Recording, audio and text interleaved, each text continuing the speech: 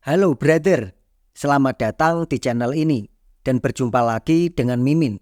Bagi kalian yang baru bergabung, jangan lupa subscribe dan pencet tombol like-nya supaya Mimin lebih giat lagi dalam mengupload video di channel ini.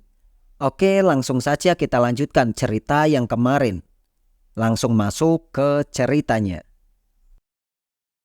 Cerita kali ini dibuka dengan memperlihatkan saldo dari Sangwoo yang sangat sedikit, seperti saldo milik Mimin. Sambil melihat Sangwoo berkata, dengan saldo yang segini tidak ada yang tersisa untuk membayar pendaftaran. Yah, aku menghabiskan banyak uang hanya untuk makan. Karena akhir-akhir ini nafsu makanku semakin super saja. Apalagi tidak ada pemasukan yang pasti. Memang seperti inilah kebanyakan kehidupan dari anak kampus yang merantau. Awal bulan makan burger, tapi akhir bulan hanya bertahan dengan makan Indomie. Dengan begitu, Sangwoo berpikir untuk mendapatkan pundi-pundi cuan agar dapat bertahan hidup di perantauan. Ya, setidaknya yang dapat dia cari adalah pekerjaan paruh waktu atau sejenisnya. Karena jika mengandalkan bermain game online tidak begitu bagus akhir-akhir ini. Lantas Sangwoo berencana untuk mencari loker dari internet saja, karena dirasa akan lebih mudah menemukannya. Sangwoo berkata, aku harus mencari pekerjaan konstruksi yang akan membantu melatih tubuhku dan memberiku uang pada saat yang sama. Ya, bisa dibilang sekali dayung dua pulau terlampaui. Memang banyak loker yang tertera di website pencari pekerjaan. Sembari mencari pekerjaan yang diinginkannya, Sangwoo berpikir bahwa untuk beberapa kali memang dia harus sendiri yang datang melakukan pekerjaan itu. Karena klon tidak bisa mengikuti proses jika Sangwoo memberi perintah yang belum pernah dia alami sendiri. Ya, setidaknya Sangwoo harus bekerja sekali supaya lebih efektif dalam memberi perintah nanti. Setelah beberapa saat mencari, akhirnya ada pekerjaan yang dirasa cocok, yaitu sebagai kuli angkut junjung sebuah box pengiriman. Tanpa basa-basi, Sangwoo langsung menghubungi nomor yang tertera di website itu. Sebelum kehabisan kuota pendaftaran. Halo, aku melihat pengumuman di situs web perekrutanmu. Orang yang diteleponnya menjawab, oh iya, benar. Apa kamu berminat untuk pekerjaan tipe pengiriman seperti ini? Berhubungan perusahaan kami tidak ada wawancara atau semacamnya. Kamu bisa langsung datang dan mulai bekerja. Jadi kapan kamu bisa mulai kerja? Sangwoo menimpali. Baiklah, aku berencana untuk mulai besok. Orang yang diteleponnya menanyakan apakah hari ini Sangwoo mempunyai waktu luang. Jika ada, maka dia menyuruh Sangwoo untuk datang ke pusat logistik jam 4 nanti sore. Dan hal itu disanggupi oleh Sangwoo. Bagaimanapun itu adalah hal yang berguna untuknya. Sebenarnya Sangwoo bertanya-tanya di dalam benaknya, apakah di sana tidak ada orang yang bekerja? Karena baru kali ini dia sangat mudah untuk menerima pekerjaan. Tapi dia tak terlalu mempermasalahkan hal itu. Bukankah akan baik baginya selama dia dibayar? Singkat cerita, setelah jam 4 sore, Sangwoo sudah berada di tempat yang sudah dijanjikan saat telepon tadi siang. Dia ke sana tidak membawa peralatan khusus. Dia hanya mengajak klonnya yang diberi masker untuk menutupi mukanya. Bagaimanapun, seseorang pasti tidak akan bisa membedakan mana yang asli jika Sangwoo terang-terangan membuka identitas klonnya. Dia memberi nama klonnya hanya dengan urutan nomor, dan yang dibawanya bernama nomor 1. Di dalam hatinya, Sangwoo berkata, "Aku bisa mengatakan jika aku kembar, tetapi ini mungkin terdengar agak salah." Setelahnya, Sangwoo memberi arahan kepada klonnya supaya nanti tidak terjadi hal yang tidak diinginkan. Dia memberitahu jika ada yang menanyakan namanya. Dia suruh menjawab sebagai Gyeongdo. Ya, dia meminjam nama CS-nya. Dan panjang lebar dia mengasih arahan kepada klonnya.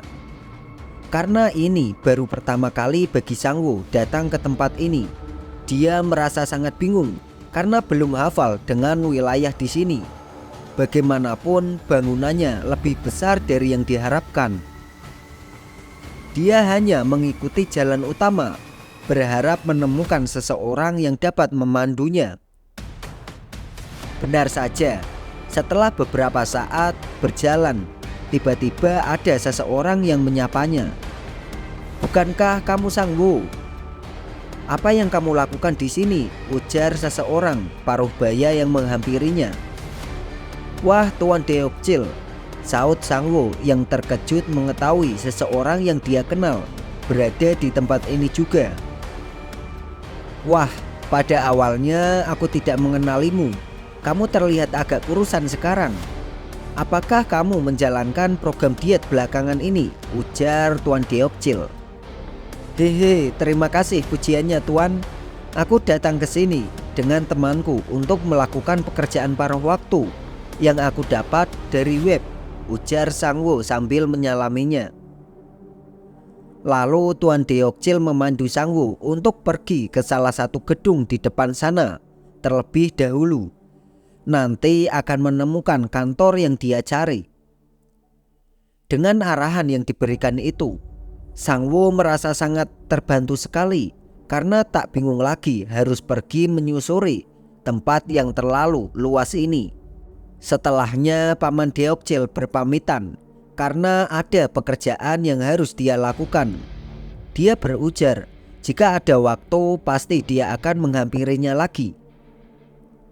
Untuk pertama kalinya bekerja di tempat seperti ini, Sangwoo merasa cukup gugup karena akan bertemu banyak orang. Bagaimanapun dia adalah seorang yang introvert. Sambil menenangkan diri, dia mengajak ngobrol klonnya. Sangwoo menanyakan apakah klonnya itu juga merasakan gugup. Klonnya sama sekali tidak merasa gugup di situasi ini. Ya, karena klon tidak memiliki perasaan. Dia hanya melakukan tugas yang diberikan tuannya seperfect mungkin. "Baiklah, saat ini aku juga merupakan seseorang yang sudah berawakening. Jadi sekarang aku akan merubah pola hidupku mulai saat ini. Ayo cepat selesaikan ini dan makan ramen di rumah," ujarnya yang membangun semangat untuk memulai perubahan dalam hidupnya. Setelah beberapa waktu berlalu, terlihat Sangwoo yang sangat kelelahan saat bekerja. Dia merasa sangat sombong di awal. Jika dipikir lagi, dia tak pernah sekalipun melakukan pekerjaan berat selama ini. Apalagi setelah awakening, dia hanya mengandalkan klonnya untuk merubah fisiknya tersebut. Berbeda dengan klonnya yang masih bekerja keras walaupun sama-sama merasakan kelelahan, tapi tak berhenti sebelum ada perintah dari Sangwoo. Begitupun dengan orang-orang yang sudah lama bekerja di sana. Meskipun berkeringat, tapi tak berhenti karena hal seperti itu menjadi hal yang sudah biasa untuk mereka. Dalam hatinya Sangwoo berkata, apa orang-orang itu memiliki semacam skill untuk memindahkan barang berat? Kenapa mereka terus melakukan hal itu tanpa beristirahat sedikit pun? Ini sungguh memalukan untukku. Terlihat pula Tuan Deokjil yang masih bekerja dengan klon milik Sang Wu. Bahkan dia merasa sangat kagum dengan pria muda di depannya karena dapat bekerja seperti ini dengan tekun. Karena biasanya orang seusianya itu masih berpikir untuk bermain dan bersenang-senang. Kembali lagi ke Sang Wu yang sudah tepar. Dia merasa sangat tersiksa dengan pekerjaan ini. Dirasa dia tak perlu datang ke tempat ini karena dia yakin klonnya akan baik-baik saja sendirian. Ya, Sang Wu terlihat sangat mengenaskan sekali di pekerjaan perkuliahan yang didaftarnya. Tak lama dari itu, mandor di sana menginstruksikan untuk beristirahat selama 1 jam terlebih dahulu.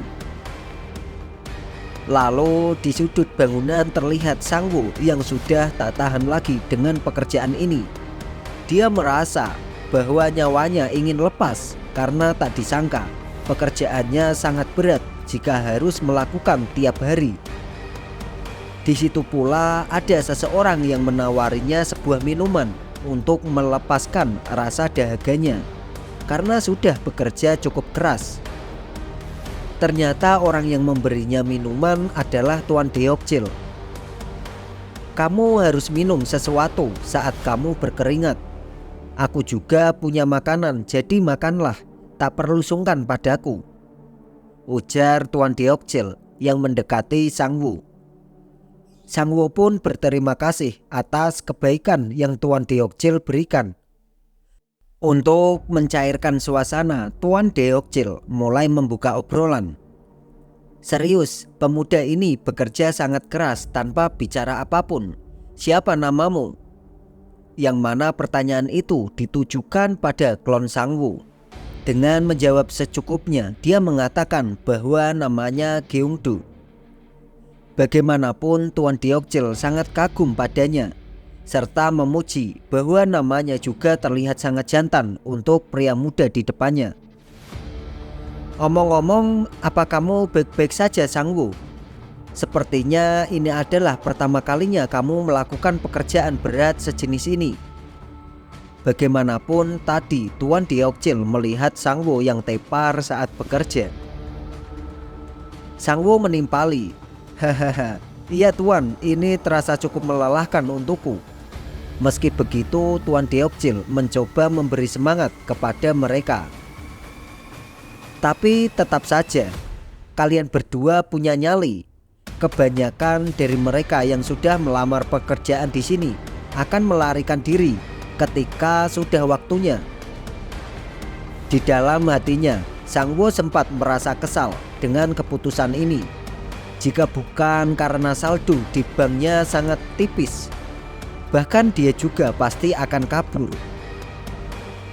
Lalu berlanjutlah obrolan mereka. Hei Sang Wu, universitas apa yang kamu masuki? Aku masuk di Universitas Gyeongguk Tuan. Oh, itu universitas yang bagus di kota ini. Kamu pasti sudah belajar dengan giat untuk masuk ke sana ya? Ya, itu bukan universitas yang bagus juga sih Tuan. Menurutku masih ada universitas yang lebih bergengsi lagi.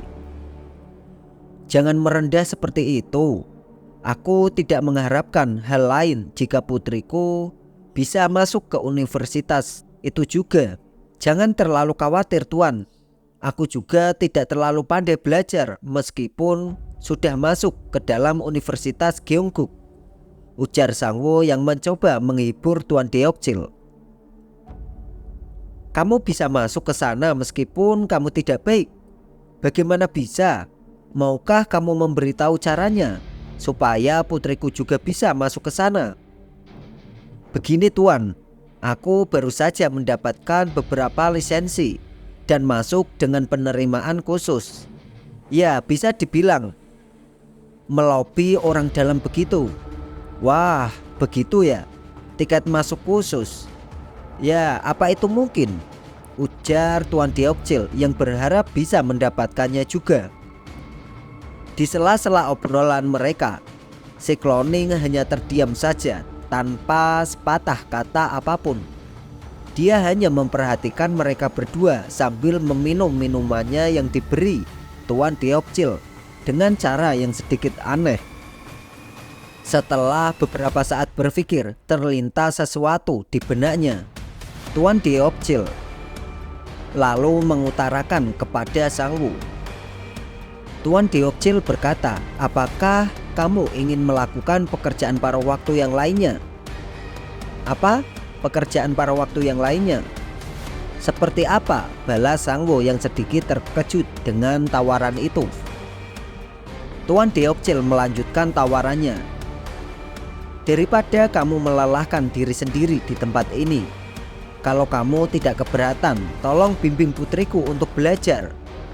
Sangwoo sempat mematung karena tak diduga dia akan menjadi seorang pendamping. Karena hal ini tak pernah terlintas di benaknya. Dia juga tak punya pengalaman untuk hal ini. Tapi mengingat saldonya yang hampir kering, dia tak mau menyia-nyiakan penawaran yang bagus.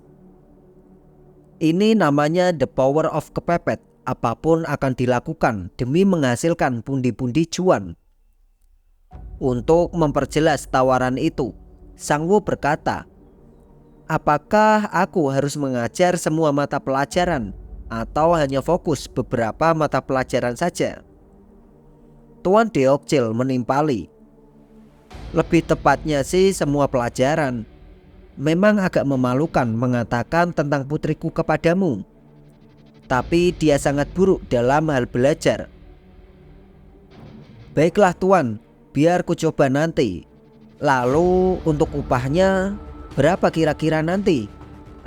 Tenang saja nak Sangwoo. Aku akan membayarmu 50 won setiap pertemuan. Bagaimana menurutmu?"